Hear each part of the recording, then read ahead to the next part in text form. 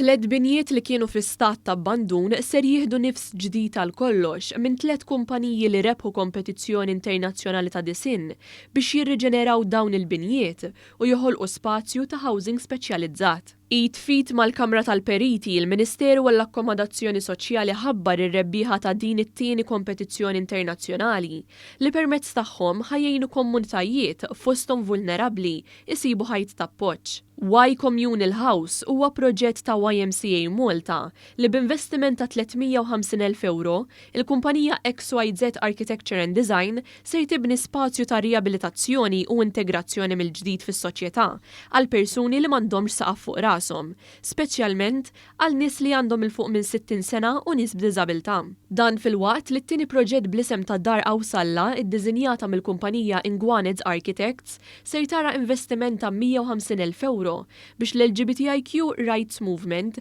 tkun tista' toffri housing speċjalizzata għal persuni LGBTIQ bilan li jkunu jistgħu jerġgħu jibnu ċ-ċirku soċjali tagħhom, isibu impjieg u jitħarġu fi programmi edukattivi.